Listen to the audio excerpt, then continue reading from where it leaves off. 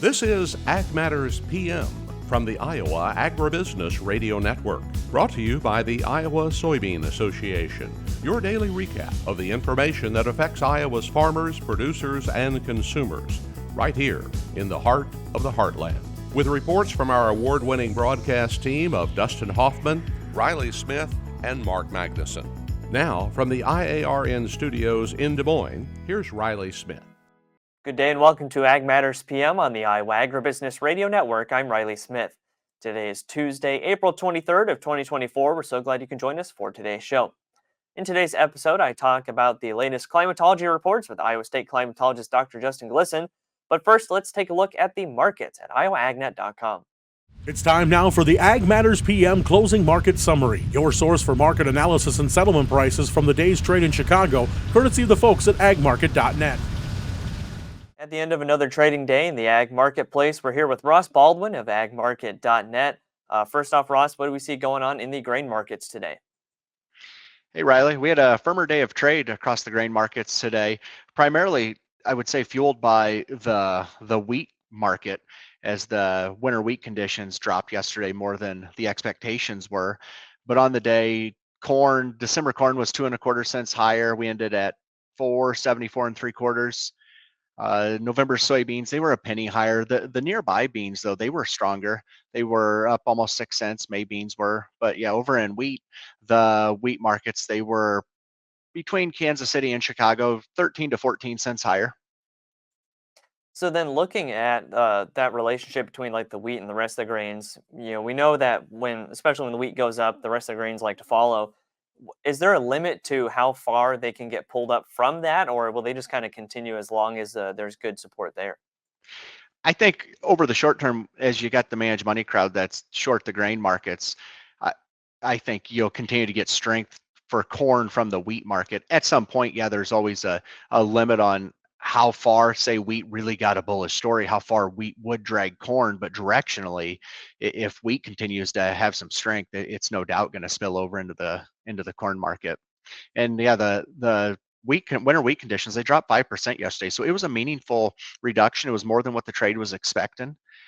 Wheat is still well above last year's conditions, which were awful at this time last year at 26%. And winter wheat conditions, they still remain the highest since 2020, but no question the trend of the market is still going to be higher as these conditions have been dropping until that changes. And you're seeing that with Kansas City and Chicago wheat both closed back above the 100-day moving average. I believe for Kansas City wheat, this was the first time being really even above the 100-day since last August. So from a technical standpoint, they're at some major levels and they look strong technically. And then, we're thinking about planting progress a lot and how that factors into the marketplace. A bit of rain here today in central Iowa, and then, kind of in the nearby forecast, we're looking at more rain. Some people are wanting to raise concerns about planting becoming late, but we think about last year, we got in the fields pretty early. So at this point, we're still not in that, quite close enough to that period where we're worried about late planting, right? I don't believe so. The corn planting progress was 12% yesterday, which was right in line with last year. It's above the 5-year average at 10%. Soybean planting progress was 8% yesterday, right in line with last year at 8%. And it's above the 5-year average, which is, I believe, around 4% for soybeans. I mean, there's going to be really good progress made here ahead of the rains in a couple days. So I think we're going to see that number jump significantly by next week for corn and bean planting. And it's still too early to really have any concern, especially just at the pace that these corn and bean crops can be put into the ground anymore. And for what it's worth, I would say, I mean, a lot of the guys that I talk to that are planting right now, they're more ecstatic with the amount of subsoil moisture that we have currently right now versus what we've been dealing with the last couple of years. So everyone's feeling pretty good right now about how everything's working on planting. And then looking at the livestock markets, yesterday saw some good gains. What are we seeing today? It had a mixed day of trade across the cattle markets. Is live cattle, the front months were down close to $1. June live cattle were down 90 cents. The back months, the deferreds, they were higher. Some of them, the far out deferreds closed even $1 higher. The feeder cattle market was pretty much a $1 higher across the board. I you look at the cattle on feed report that came out this last Friday, and the placements number is the one that gets all of the really attention, and it was a bullish number. It came in about almost 5% below what the average trade guesses were. And that placements number, that is bullish to the back end. The number you got to look at for the nearby was the on feed number, came in close with the expectations, 101.5. So I mean, we're 101.5 to 102% on feed. So as the Packers have been running less slaughter, we are keeping these on feed numbers a little bit more elevated. So it's just something to keep an eye on. We kind of a tale of two markets right now, where the deferreds are no question going to continue to get tighter as we head through the year. But right now, we kind of got to keep working through this as year-to-date slaughters 5% lower year over year. So it kind of helps, mute these bullish placements numbers for the time being. So there's definitely some moving pieces. I would say I would expect the volatility to continue across the cattle market, because there's some stuff out here for the bulls that want to be bullish, and there's some stuff out here for the bears that want to be bearish. And I think for the bears, the thing that they're going to continue to talk about is how slaughter is 5% lower year over year. That mutes these lower placements numbers. And you also got weights at an all-time record high. And we're at a period now where weights generally continue to trend higher for the next several months. So as weights are higher, that is in less slaughter, you kind of mute this placements thing. So there's a lot of moving pieces right now to watch in the cattle market. And then, of course, we're always looking for grilling season and that heightened demand period. Feels like this year we started a little bit earlier on grilling season, just because those temperatures and the weather was so nice. Now, as we get towards Memorial Day weekend, that's kind of the peak of that grilling season. Are we still looking at, I'm for sure, a peak there, or are we going to, maybe ride these higher demands for a little while? Correct. There's a lot of hope, I would say, from the bulls, and the cattle market needs to see it as we're entering our peak demand season. As you alluded to, Memorial Day is about the peak. We've got Mother's Day around the corner, and that's another strong beef demand holiday that's coming up. And that has been one demand in general has been one concern for the beef industry here as of late, as the cutout markets really struggled here recently. Now, it did have a nice bounce back higher today. It was up over $3, the choice cutout was, and it got back up to $2.99, just under $3. We've kind of sell off down to $2.95. It seems like, find good support down there, and we get up to the 307 to 310 area, and it's like beef kind of prices itself out, and we have to pull back. So I do think the next 30 days are going to be pivotal to watch from a demand standpoint on the beef markets, and you'll be able to watch that with what the cutout's doing. And I'll be honest, I've got my concerns right now as well, just around beef demand. And there's no question beef's expensive, which everything's expensive in this inflationary environment that we're in and we've been in. And I think we got to pay attention to what the consumer's doing and how they're spending their money and how that relates to beef demand. All right, Ross, lots of great information today. For those of our listeners who would like to get in touch and learn more from the folks at agmarket.net, how can they do that? You can reach me at our office here in Anthon. Our number is 712-373-3276, or you can visit agmarket.net to get in contact with any of the ag market brokers. Great talking with you as always, Ross, and we look forward to hearing from you again soon. Thanks for having me. Have a good one. That again was Ross Baldwin of agmarket.net. Let's take a look at those closing market prices through the market window at iowaagnet.com. May corn up 3 1/4 at 4.43 even. May soybeans up 6 1/2 at 11.67 1/2. May soybean meal up 90 cents at 3.45.20. May soybean oil up 27 cents at 45.31. Chicago wheat up 14 3/4 at 5.85 even.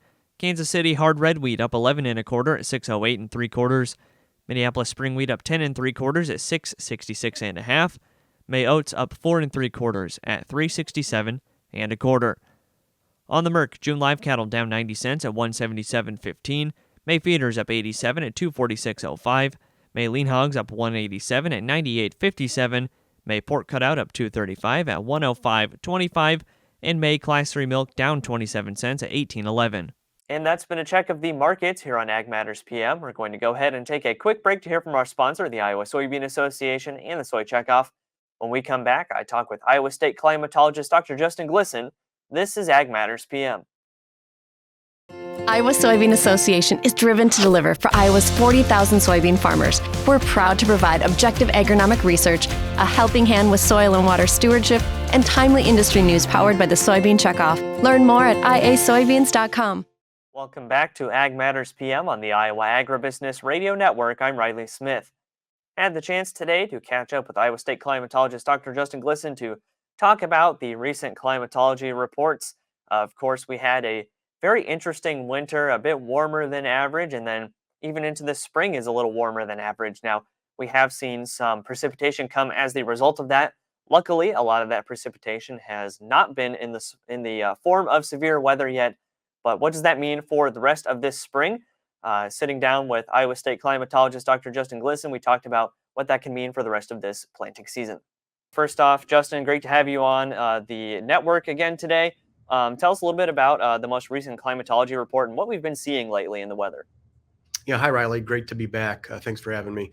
So we've been in a more active storm track recently. If you look at the wintertime summary, second warmest winter on record, third warmest December on record, second driest and warmest February on record. So that strong El Nino that we have in the Pacific that's currently dwindling really had an impact on the storm track across the United States, giving us a warm winter.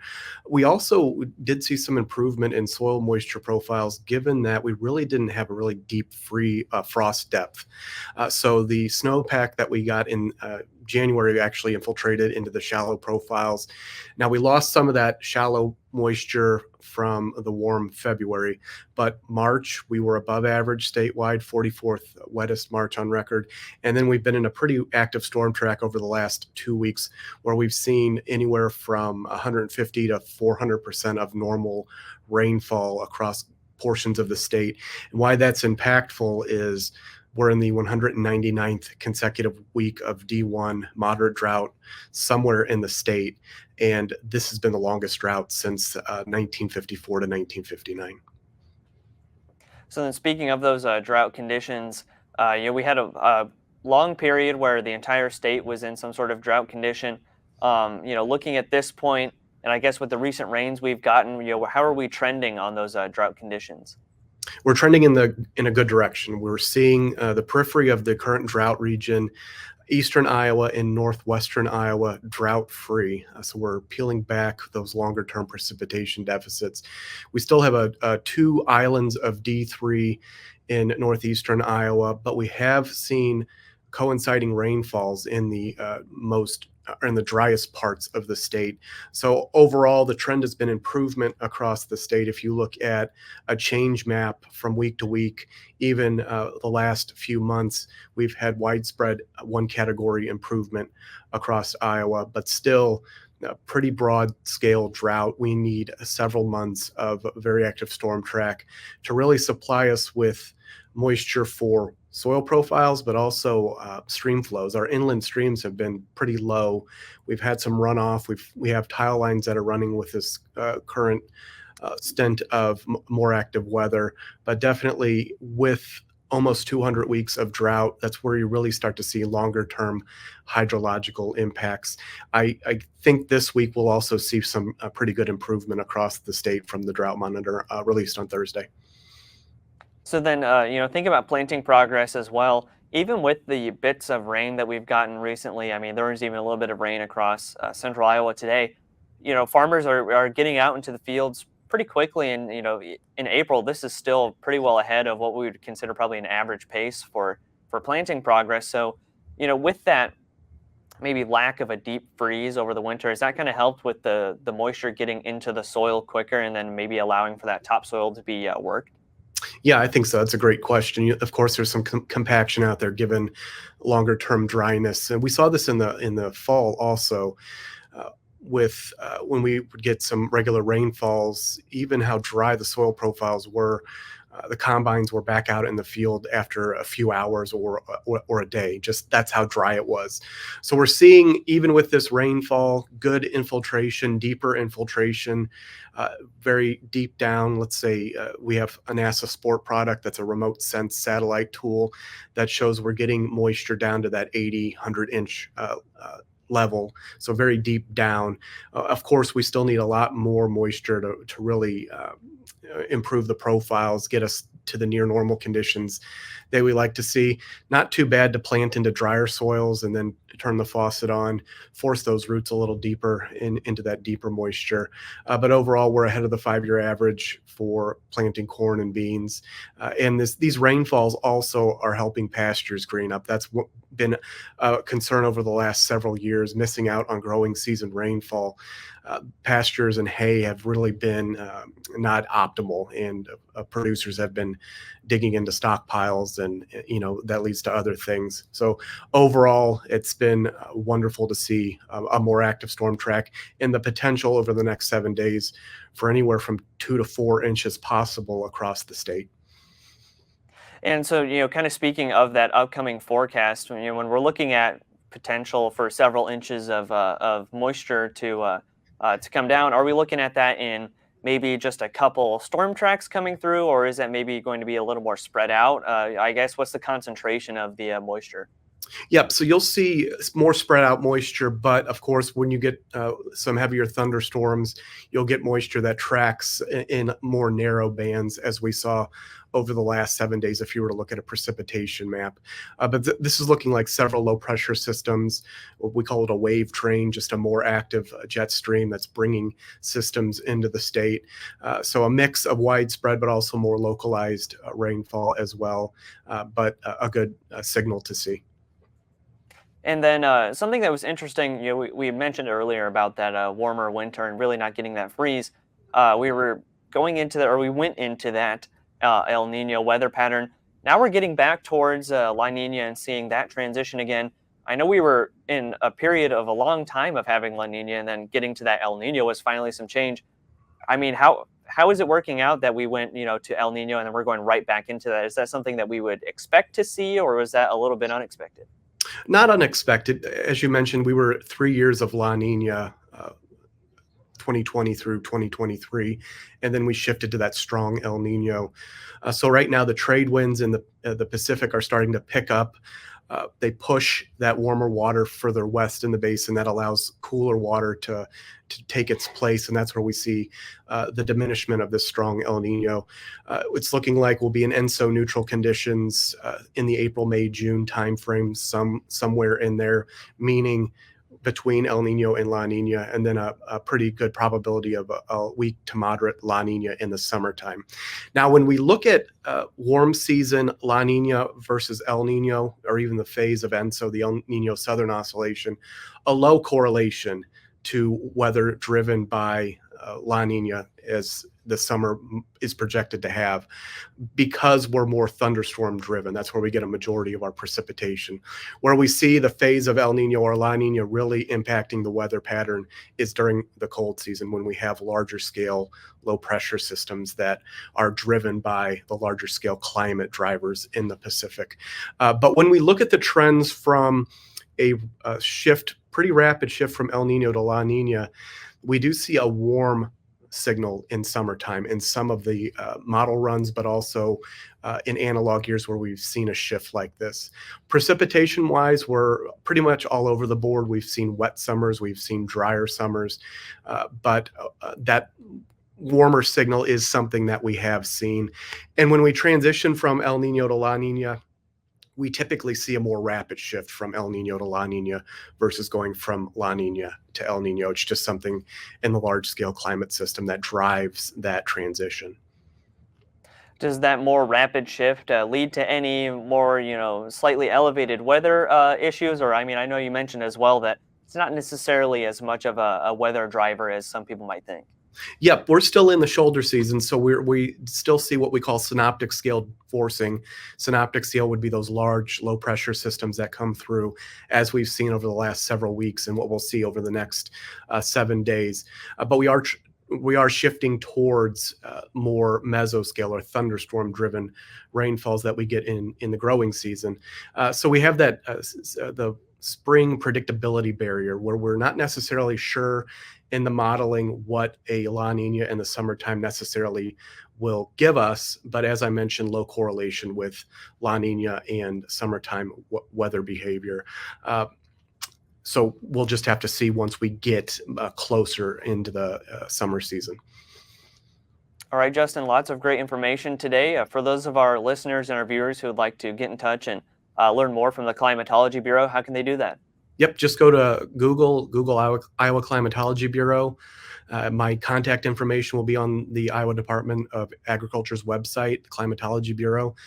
My contact line is 515-281-8981. Emails justin.glisan@iowaagriculture.gov. Always happy to provide information. Growing season reports, as you mentioned. We now have the weekly crop progress report. So please feel free to reach out and chat with me. Great visiting with you as always, Justin, and we look forward to getting weekly updates as we go through this crop season. Thanks, Riley. That again was Iowa State Climatologist Dr. Justin Glisan, and we will have those interviews coming to you every week for the planting season and the crop season. And that's all we have in today's episode of Ag Matters PM. Thanks again for tuning in. You can find all of our content on our website at iowaagnet.com. Also follow us on social media at Facebook, X, LinkedIn, and TikTok, and find our video content as well as previous episodes of AM/PM on our YouTube channel. So make sure you subscribe and hit the notification bell to see when those videos go live. Don't forget as well our free closing, midday, and opening market podcasts, wherever you find your favorite podcasts on Apple, Amazon, Google, Spotify, and Podbean. From the Iowa Agribusiness Radio Network studios in Des Moines, I'm Riley Smith. On behalf of Mark Magnuson, Andy Peterson, and Dustin Huffman, we thank you for watching. This has been Ag Matters PM.